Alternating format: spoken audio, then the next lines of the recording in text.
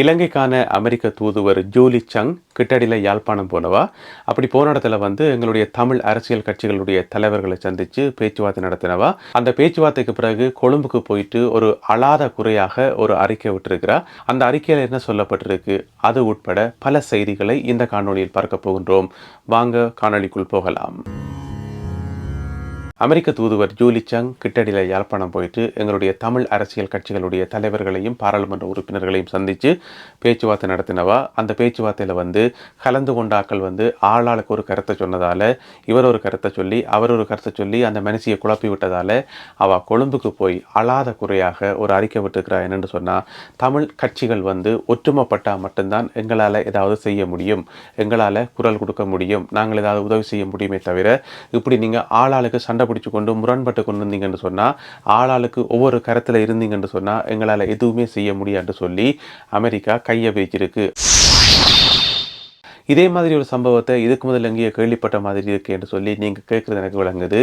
இலங்கைக்கான இந்திய தூதுவர் சந்தோஷ் கொஞ்ச காலத்துக்கு முதல் யாழ்ப்பாணம் போய் அங்கே இருக்கக்கூடிய தமிழ் அரசியல் கட்சிகளுடைய தலைவர்மாரை சந்தித்து அவைக்கு ஒரு இரவு உணவு விருந்து கொடுத்தவர். அப்படி சந்தித்த இடத்துல ஆளாளுக்கு ஒரு கருத்தை சொல்லி ஆளாளுக்கு ஒரு மூலையில் பிரிஞ்சிருந்ததால் இந்திய தூதுவர் சந்தோஷையும் அவர்கள் குழப்பி விட்டார்கள். அதுக்கு பிறகு சந்தோஷ் பேட்டி கொடுக்கைகளை சொல்லியிருந்தவர், தமிழ் அரசியல் கட்சிகள் ஒற்றுமைப்பட்டால் மட்டும்தான் எங்களால் ஏதாவது செய்ய முடியும், தமிழ் அரசியல் கட்சிகள் ஒற்றுமைப்படணும் சொல்லி. அமெரிக்க தூதுவரும் அதைத்தான் சொல்றார், இந்திய தூதுவரும் அதைத்தான் சொல்றார். நாளைக்கு கடவுளே தமிழ் மக்களுடைய பிரச்சனைகளை தீர்க்கிறதுக்காக எங்களுடைய அரசியல் கட்சிகளுடைய தலைவர்களை சந்திச்சு ஒரு பேச்சுவார்த்தை நடத்துறாருன்னு வச்சுக்கொள்வோம். இங்கால கடவுள் இருக்கார், அங்கால எங்களுடைய தமிழ் அரசியல் கட்சிகளுடைய தலைவர்கள், ரெண்டு தரப்புக்கு முடியல பேச்சுவார்த்தை நடக்குதுன்னு சொன்னா இவங்க எல்லாருமே ஒழும்பி ஆளாளுக்கு ஒரு கருத்தை சொல்லி அப்படி சொல்லி இப்படி சொல்லி மாத்தி மாத்தி சொல்றதால கடவுளான கடவுளே குழம்பி அடிச்சு விட்டுட்டு ஓடிடுவார். அதுக்கு பிறகு நீங்களாச்சும் உங்களுடைய பிரச்சனையாச்சுன்னு சொல்லி போட்டு அவர் அந்த பக்கமே வர மாட்டார். அப்படியான ஒரு நிலைமை தான் எங்களுக்கு ஏற்படும். எனவே தமிழ் அரசியல் கட்சிகளுடைய தலைவர்களே, நீங்கள் எப்பதான் ஒற்றுமைப்பட போறீங்கள்?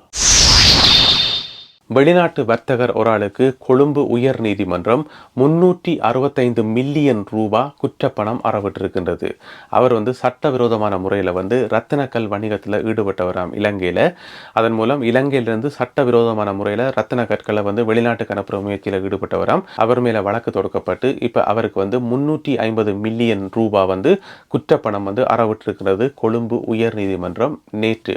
அதே வேளையில் அந்த குற்றப்பணத்தை அவர் கட்டி முடிக்கும் வரை நாட்டை விட்டு வெளியில் போகக்கூடாதுன்னு சொல்லி வெளிநாடுகளுக்கு போகிறதுக்கான தடையும் அந்த குறிப்பிட்ட வெளிநாட்டு வர்த்தகருக்கு விதிக்கப்பட்டிருக்கு. அந்த வர்த்தகர் யார் என்றோ அவருடைய பேர் அடையாளம் எதுவென்றோ இதுவரைக்கும் வெளிப்படுத்தப்படையலை, வெளியில் சொல்லப்படையலை. இருந்தாலுமே கூட அந்த வர்த்தகர் சிங்கள மொழி பேச முடியாத ஒருவர் என்று சொல்லி சொல்லப்படுது. அவருக்கான நீதிமன்ற மொழிபெயர்ப்பை பௌத்த விக்கோரால் மேற்கொண்டார் என்று சொல்லி சொல்லப்படுது. ஆனால் அந்த வர்த்தகர் யார் என்பது வெளிப்படுத்தப்படவில்லை. தமிழ் பொது வேட்பாளர் விஷயத்தில் இலங்கை தமிழரசு கட்சி என்ன விதமான முடிவை எடுக்கும்? இதுதான் இப்போ எல்லாருக்கும் முன்னாலே இருக்கக்கூடிய முக்கியமான கேள்வி. ஏனென்று சொன்னால், 2 கிழமைக்கு முதல் மாவை சேனாதிராஜா சொல்லியிருந்தவர், இது சம்பந்தமான முடிவை நாங்கள் எடுக்கிறதுக்கு எங்களுக்கு 2 கிழமை அவகாசம் தேவை என்று சொல்லியிருந்தவர். அவர் குறிப்பிட்ட அந்த 2 கிழமை அவகாசம் கிட்டத்தட்ட முடிகிற தருவாய்க்கு வந்துட்டுது. எனவே இப்போ மாவை சேனாதிராஜா வெளியில் சொல்லணும், இலங்கை தமிழரசு கட்சி தமிழ் பொது வேட்பாளரை ஆதரிக்குதா இல்லையான்னு சொல்லணும். உங்களுக்கு தெரியும், இலங்கை தமிழரசு கட்சின்றது ஒரு கட்சி கிடையாது. அந்த ஒரு கட்சிக்குள்ளேயே பல கட்சிகள் இருக்குது, பல கொள்கைகள் இருக்குது, பல கோட்பாடுகள், பல பிரிவுகள் இருக்குது.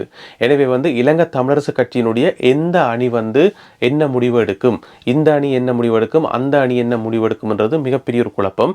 இதில் மாவை சேனாதிராஜா என்ன விதமான முடிவை எடுக்க போகின்றார், அவர் தமிழ் பொது வேட்பாளரை ஆதரிக்க போறாரா இல்லையா என்பதை அறிவதற்கு நாங்கள் எல்லோரும் மிகுந்த ஆவலாக இருக்கிறோம். ஆனால் மாவை சேனாதிராஜா தன்னுடைய முடிவை வெளியில சொல்லாக்க முதலே அரசல் புறத்தலாக சில கதைகள் வருது. இலங்கை தமிழரசு கட்சி தமிழ் பொது வேட்பாளரை ஆதரிக்காது என்று சொல்லப்படுது. இதுல ஸ்ரீதரன் பாராளுமன்ற உறுப்பினருடைய கருத்தை நான் இதில் சேர்த்துக் கொள்ளல. என்னன்னு சொன்னா, அவருடைய கருத்து வித்தியாசமாக இருக்கும் என்று சொல்லி எங்களுக்கு தெரியும். அவருடைய கருத்தை சொல்லல. பொதுவாக இலங்கை தமிழரசு கட்சியில் இருக்கக்கூடிய ஆட்கள் தமிழ் பொது வேட்பாளரை ஏற்றுக்கொள்ள மாட்டார்கள் என்று சொல்லி தெரிய வருது. என்னென்னு சொன்னா, அவர்கள் வேறொரு சிங்கள வேட்பாளரை ஏற்றுக்கொள்ள போகிறார்களாம், வேறொரு சிங்கள வேட்பாளருக்காக பிரச்சாரம் செய்ய போகிறார்களாம். ஆனால் தமிழ் மக்கள் மத்தியில் இந்த வேட்பாளருக்கு வாக்கு போடுங்கன்னு சொல்லி இப்போ சொல்ல முடியாத நிலைமையில் இருக்கிறோம். அதை எப்படி சொல்கிறேன்னு தெரியாமல் மெல்லவும் முடியாமல் விழுங்கவும் முடியாமல் இருக்கிறோமாம்.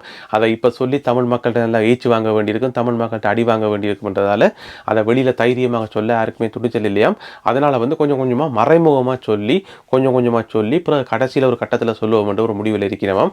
அதற்கான வேலைகளை வந்து மறைமுகமாக ஆரம்பிச்சிருக்காம் இலங்கை தமிழரசு கட்சி. எனவே வந்து பொதுவாக எங்களுக்கு தெரியுது என்று சொன்னால் இலங்கை தமிழரசு கட்சி வந்து தமிழ் பொது வேட்பாளரை ஆதரிக்காது. அது வந்து ஒரு சிங்கள வேட்பாளரை தான் ஆதரிக்க போதாம். ஆனால் அதை யாருன்னு சொல்றதுக்கு இன்னும் தயங்கி கொண்டிருக்கணுமாம். ஆளால யோசிச்சு கொண்டிருக்கணுமாம். நீ போய் சொல்லிட்டு வா, நீ போய் சொல்லிட்டு வான்னு சொல்லி ஆளையால் சாட்டி கொண்டிருக்கணுமாம் இலங்கை தமிழரசு கட்சியினர்.